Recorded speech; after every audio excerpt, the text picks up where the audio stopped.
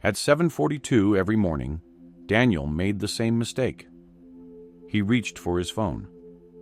Not because he needed it. Not because someone was waiting for an important message.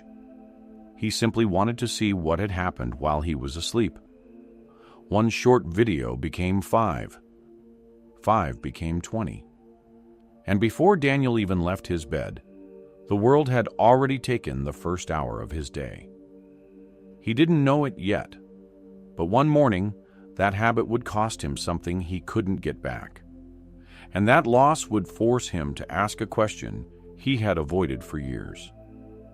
What if the problem with his life wasn't how hard he worked, but how he started each day?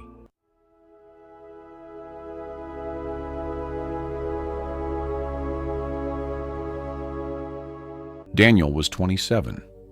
He worked at a small marketing company in Chicago and lived alone in a modest apartment on the 3rd floor of an old building.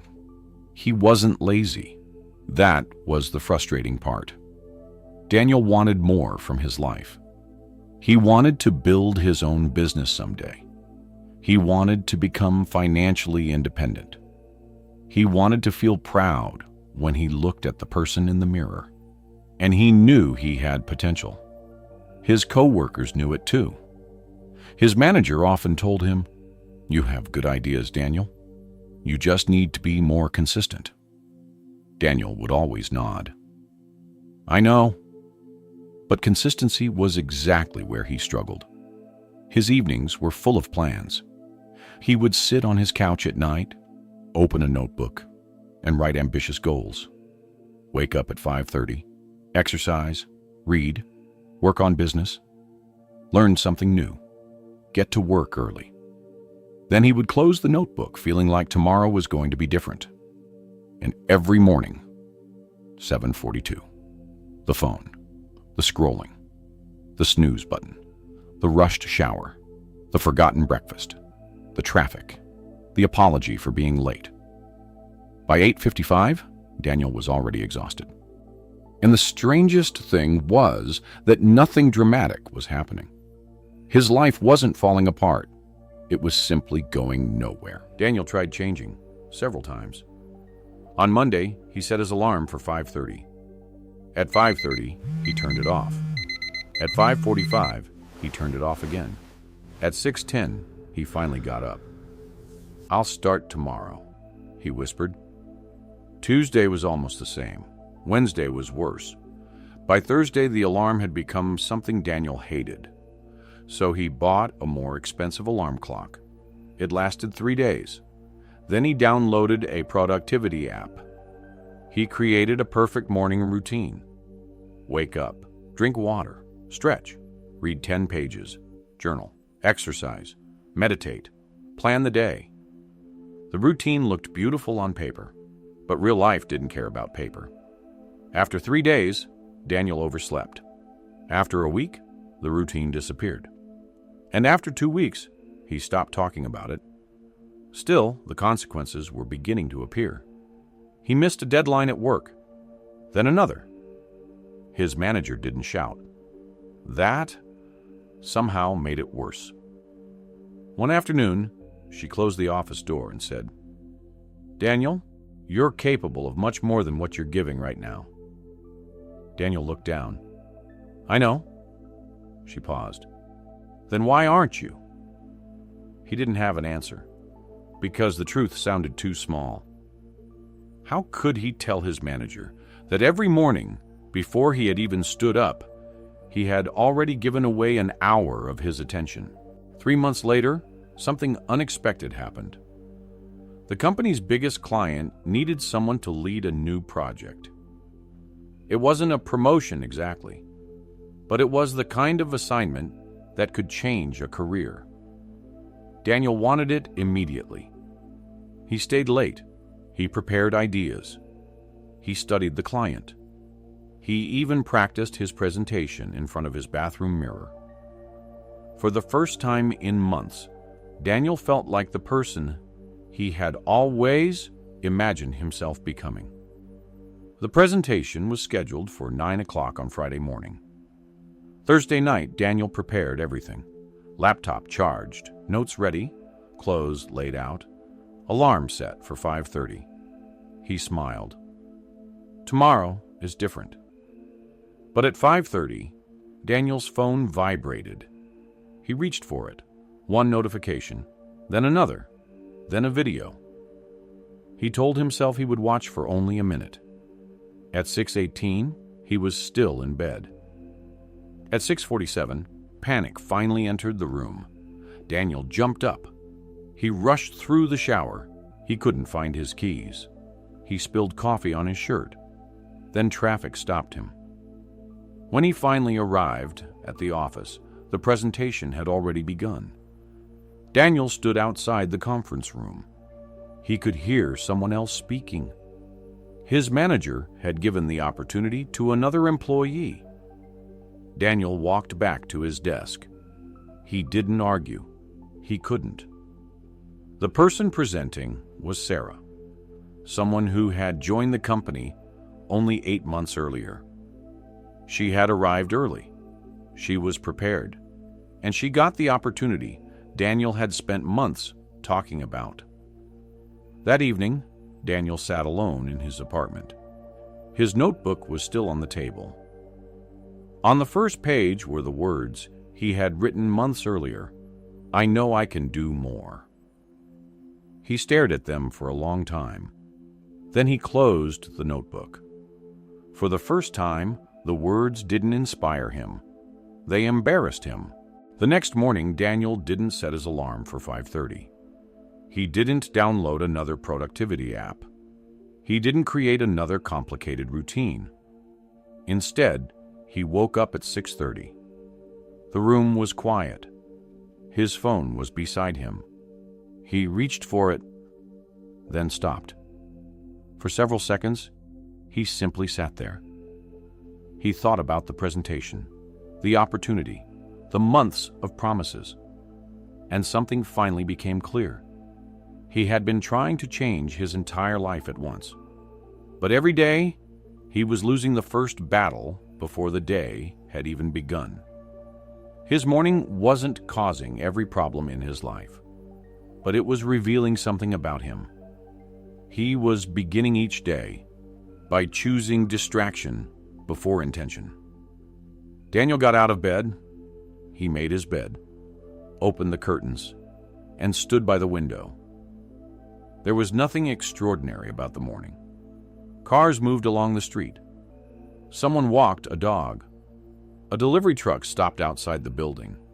But for the first time in a long time, Daniel wasn't rushing to consume something. He was simply present. And that became his new beginning. Not 5 a.m. Not some perfect 2-hour routine. Just a different first decision. Daniel made one rule. For the first 30 minutes after waking, his phone stayed untouched. That was it. No complicated routine, no motivational music, no impossible schedule. He woke up, made his bed, drank water, opened the curtains, sat at his desk, and wrote down one thing that mattered most that day. At first, it felt almost ridiculous. 30 minutes couldn't possibly change his life. And some mornings, Daniel failed. One Tuesday, he grabbed his phone after 7 minutes. Another morning, he slept through his alarm. One Saturday, he woke up late and spent almost an hour scrolling. But something was different. He stopped treating one bad morning as proof that he had failed. The next morning, he simply started again. Weeks passed, then months. Daniel began arriving at work earlier, not dramatically earlier, 20 minutes, sometimes 15. But those 20 minutes gave him something he hadn't had before: space. He could review his priorities before emails began arriving. He could think before reacting. He could finish small tasks before the day became chaotic. And slowly, his evenings changed too. Because when Daniel stopped spending his mornings trying to recover from his own distractions, he had more energy at night. He began working on the business idea he had been talking about for years. One page at a time, one lesson at a time, one uncomfortable decision at a time. Nothing went viral. Nothing changed overnight. But his life began moving. Almost a year after losing the first project, Daniel received another opportunity. His manager walked over to his desk. "We're looking for someone to lead the new client account." Daniel looked up. She smiled. "I think you're ready." Daniel didn't celebrate immediately. He remembered the conference room, the closed door, the voice of someone else presenting the opportunity he had wanted. He knew exactly what had changed. It wasn't that he had suddenly become more talented. It wasn't that he had discovered some secret morning routine. He had simply learned to stop surrendering the beginning of his day.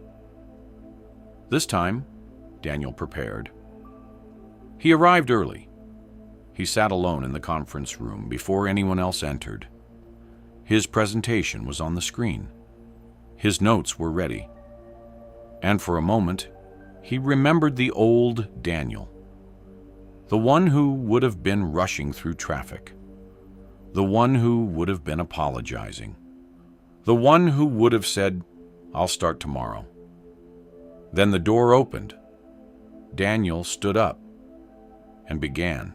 A year earlier, Daniel believed changing his life required a dramatic transformation, a new routine, a new schedule, a new version of himself. But he discovered something much quieter. Your life is often shaped by the small decisions you repeat before anyone else is watching. The morning matters because it is the first place where those decisions happen.